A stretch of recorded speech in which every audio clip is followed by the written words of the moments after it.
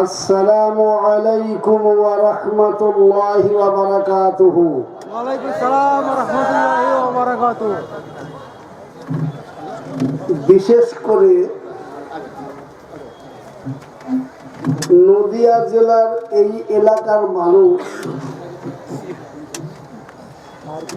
আমার কাছে জানা এই বেচারারা বড় জ্ঞানী গুণী বুদ্ধিজীবী মানুষ।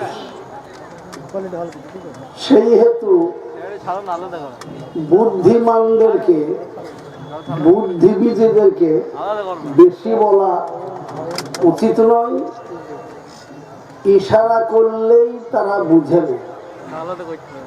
সেই হেতু আমি অনুরোধ রাখবো একটি, যে আমরা যখন মজলিসে বসছি তো কমসে কম একটা নবীজির সুন্নত রক্ষা করে বসবো ইনশাআল্লাহ।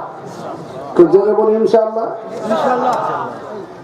নবীজির একটি সুন্নত জিন্দা করা মানে 100 শহীদের সওয়াব। জোরে বলি সুবহানাল্লাহ।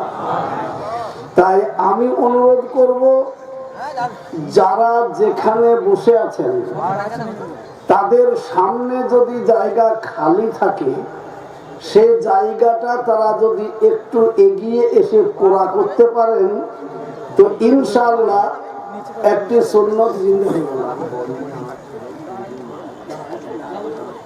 ঠিক আছে, আচ্ছা আচ্ছা আচ্ছা।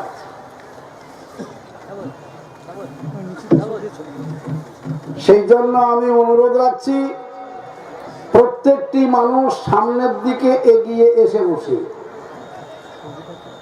কই বাবা, মাঝে মাঝে ফাঁক দেখছি কিন্তু কেউ তো আগাচ্ছেন না। তাহলে আমরা কি নবীর সুন্নত আদায় করবো না? আপনারা ঠিক আছেন? এই যে আমার সামনে এই জায়গাটা পুরা করবা।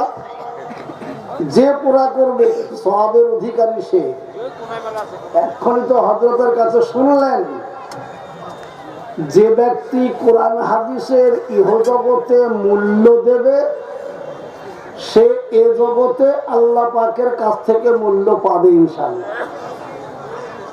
সেই জন্য যারা দাঁড়িয়ে আছেন আমি সেই ভাইদেরকে বলবো, অন্ততপক্ষে এই মজলিসের সম্মানার্থে দয়া করে বসে যায়। কারা আছি বাবা, দয়া করে বসে যায়।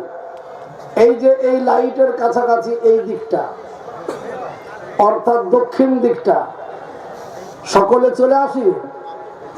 প্রচুর মানুষ একবারে গেটে ভিড় লাগানোর মতো দাঁড়িয়ে রয়েছে।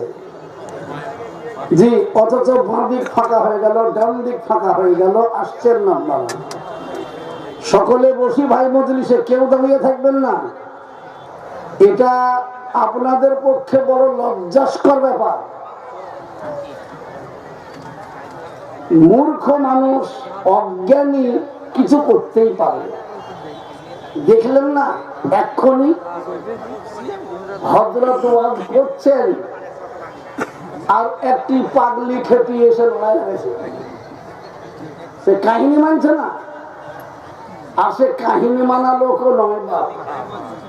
আমি তাকে চিনি, আমাদের এলাকাতেও যান।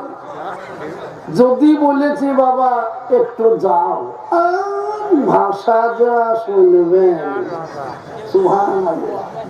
তা আমি তো চিন্তায় পড়ে গেলাম, ও পাগলি এখানে এলো কি করে মজলিসটাকে, হয়তো শেষকালে আল্লাহর রহমত অল্পতে বুঝে গেছে, চলে গেছে। তো আপনারা তো সেই লোকটার মতো নন, আপনারা তো জ্ঞানী গুণী বাবা। তাই ওই যে মাঝখানটা ফাঁকায় খুঁটির কাছে, এই যে মিডিলে খুঁটি আছে, খুঁটির কাছে ফাঁকা লাগছে আমাকে, এই জায়গাটা পুরা করুন আপনারা। পিছনে এখনো দাঁড়ানো মানুষ দাঁড়িয়েই থাকলেন। আবার যে আমাকে আপনারা চেনেন না, প্রতি বছর আসি আপনাদের কাছে। কি বলেন জি? প্রতি বছর এই মাদ্রাসা যেদিন পয়দা হয়েছে সেই দিন থেকে। জি, আর বর্ধমান গেলে যদি কাটোয়া ঘাট পার হয়ে তো আমার বাবারও বাঁচার নাই এই নিমতলা পার হয়ে। কেন? এ দেখেন কিছু কিছু একবার আজরাইল থাকে, বুঝলেন না, একবারে জোর করে আটকাবে। তো সেই মহব্বতের তাড়নায় আমি আপনাদেরকে বলছি, এই যে জায়গাটা ফাঁকা চকচক করছে, ওখানে কে বসবে বাপ? এই ফাঁকা জায়গাটা যে বসবে সে মুজাহিদের মতো নেকি পাবে। কেন? মন বলছে যাবিনি, শয়তান বলছে তোর কি মান সম্মান কম আছে নাকি, তাই তোকে একটা মৌলবি ডাক দেবে আর তুই চলে যাবি। এই কথা বিশ্বাস করে যে বসে থাকবে, জানবো সে শয়তানের গোলাম। আর যে ব্যক্তি রাসূলুল্লাহ সাল্লাল্লাহু আলাইহি সাল্লামের সুন্নতের কথা মনে করে এগিয়ে আসবে, সে আল্লাহর দোস্ত, নবীরও দোস্ত হয়ে যাবে ইনশাআল্লাহ। তাই যারা দাঁড়িয়ে আছেন আমি অনুরোধ করব, এটা কোন জায়গার মেলা নয় বা, এটা রহমতি বরকতি জান্নাতি মজলিস। এই জান্নাতি মজলিসের সম্মান দেওয়ার চেষ্টা করব ইনশাআল্লাহ। যার জন্য আমি অনুরোধ করছি, পিছনে যারা এখনো দাঁড়িয়ে আছেন, ওই মৌলবি সাহেবের মতো লাগছে বুকে হাত দিয়ে দাঁড়িয়ে, কে ওটা? হ্যাঁ, কে ওটা? জোড়া লাইট সুজা দেখেছো? হ্যাঁ, একটা চলতি কথাতে বলে, সাদা কাপড়ে সামান্য দাগ লাগলে বোঝা যায়। তো আপনি মৌলবি সাহেবের পোশাক নিয়ে যদি মৌলবি সাহেব হন, তো সামনে দাঁড়িয়ে আছেন কেন? বসেছে বাবা, বসে গেছেন। আলহামদুলিল্লাহ, চলে আসুন সবাই।